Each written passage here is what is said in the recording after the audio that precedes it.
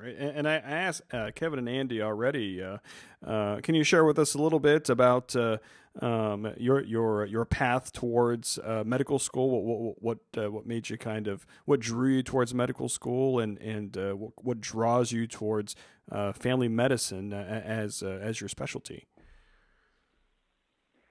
So I was drawn to medical school to start off with because I was exposed at an early age to kind of the medical world. My dad had cancer when I was in eighth grade, and that really affected me, and it really brought me to, I guess, into action with the medical community. And I just saw after that I volunteered at hospitals, and I just saw how much people in medicine do to accompany people who are suffering. And that's really one of my goals going to med school is really to accompany people through suffering and through hard times, and to also share joys with them.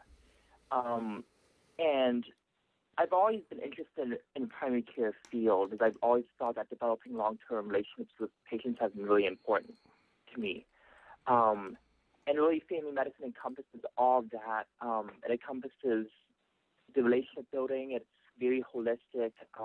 I was a sociology undergrad major, and I really want to work towards the social determinants of health as well as looking at individual health. And I think family medicine is in a good place to do that because it really looks at the perspective of the family and how it's involved in health, hence the family and family medicine, and how the community is involved as well. And so I want to bring all those things together when I come into practice. And Kevin, I know you've been on the show. Thank you for coming back. And why don't you kind of share a little bit of your story as far as are you? I think you're from that original area too. And what kind of drew you towards medical school? Well, I'm originally from New York, Long Island. Being from there, never really heard of family medicine before, so it was interesting how I eventually ended up picking that as my specialty. But grew up on Long Island, kind of brought up to become a doctor, so it was always kind of in my face at all times. But I really enjoyed the field. My mother was a nurse, so I really had a good sense of what it meant to be in the medical and health profession. So that was really helpful. I also really love sports, and I always wanted to be part of the sports community, and I knew if I didn't develop a really good knuckleball over time, I wasn't going to really make it in the major league. So I decided sports medicine would be the route to go.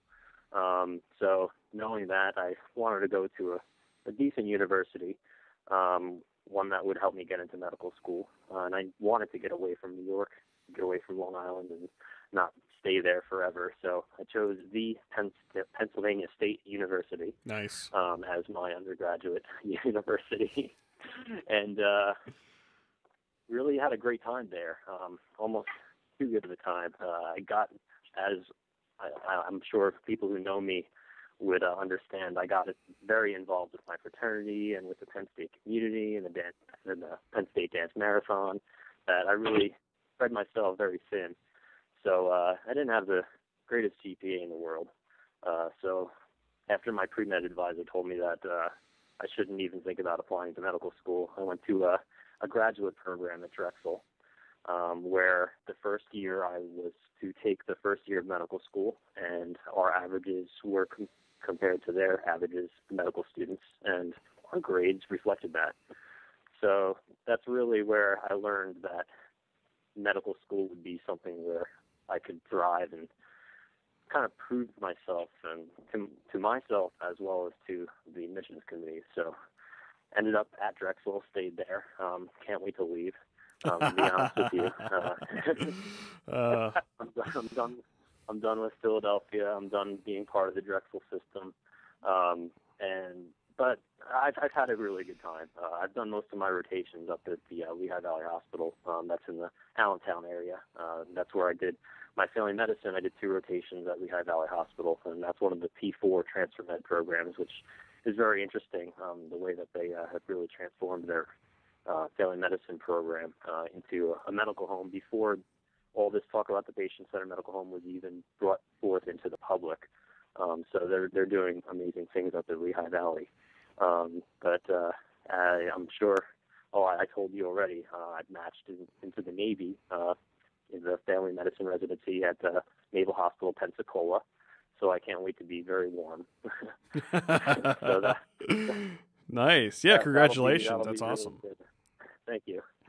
So and along the way, of course, I need to be involved with everything. So I also was brought together with great leaders in the Pennsylvania Academy and over nationally into the American Academy. So it's been a ride. Great.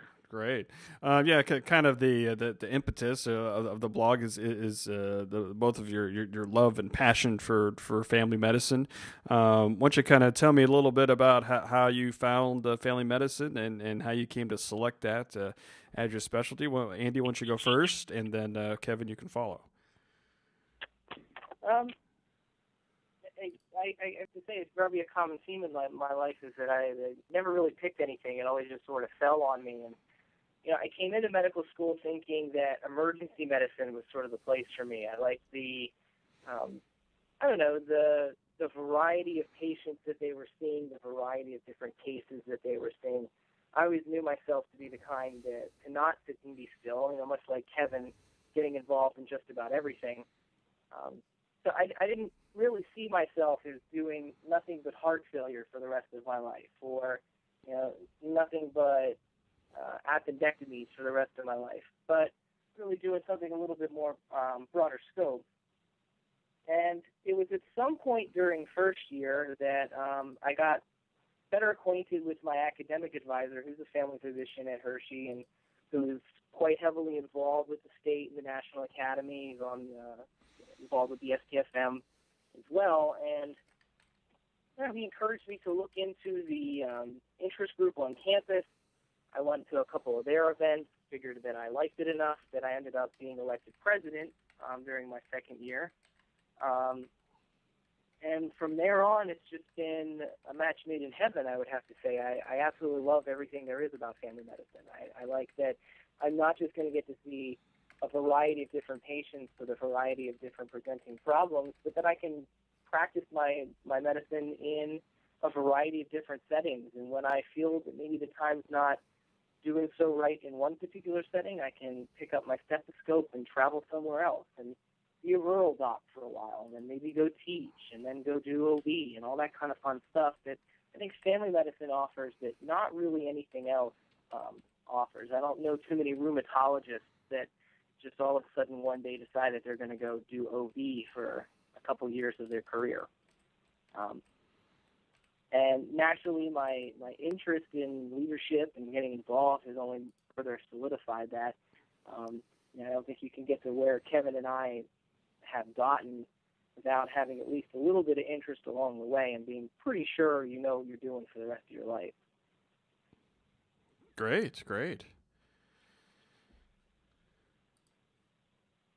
Kevin, how about yourself? Was family medicine always on your plan, or was it during your third year you're just kind of like, hey, I can see kind of doing a little bit of all this, or how was it for you? Well, a lot different. As I'm sure many students who eventually choose family medicine, they all have a different reason, which before I go into my story is what makes family medicine so great is that you really can come from any background, no matter where you're from, and do what you want to do, have the practice you want to have. So for me, like I said earlier, growing up on Long Island, I never saw a family medicine office. I was taken care of by a pediatrician, saw specialists as I needed to, same thing with my parents, and never really knew what family medicine was. Even an undergrad at Penn State, I never knew what family medicine was. I was never told about it by any of my pre-health faculty, any of my advisors. It really wasn't in sights for me. I knew I always wanted to do sports and sports medicine and to work with athletes and to work and be a part of the community. So that was one thing that I knew I wanted to do.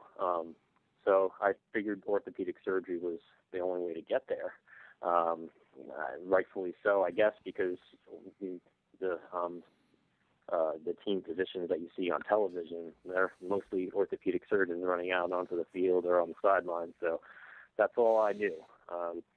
So then when I went to medical school at Drexel, during our first year, we had a primary care practicum. We had 2 tracks, problem-based learning and a regular lecture-based track. So I chose the problem-based track, mainly because during my master's program, I already did the lecture-based, and I didn't want to just redo all that again, so I wanted a different challenge. So at the end of the first year of medical school, we had that 7 weeks in a primary care office, which I ended up spending with the Drexel Family Medicine Department, which was really helpful. The main preceptor that I worked with, who would eventually become my mentor, he was a sports medicine CAQ family medicine physician. I don't even know that existed. So I would go with him to football games for the high schools in the area and be on the sidelines. Whenever someone would get injured, we'd run out there and do our thing. And it was just really neat how during the day he would treat everything. He would do prenatal care. He would do, the usual wound to tomb care that you do as a family physician. So I thought that was amazing. And one of the motivations for a post that I wrote on the blog was that as a family physician, you really can do anything that you want. I know that with sports medicine, that could be my niche, but I can learn about cardiology if I wanted to. I can learn more about something and identify areas where I really want to continue learning about. So, I mean, family medicine at that point really came to the forefront. Now, the leadership also was always there, starting with my fraternity all the way through, and becoming involved with the PAFP, which is, to me, an amazing state organization. They really have a lot of good things going on with the PAFP, developing leaders at every level. So they really have been helpful in the process. Big shout out to the PAFP.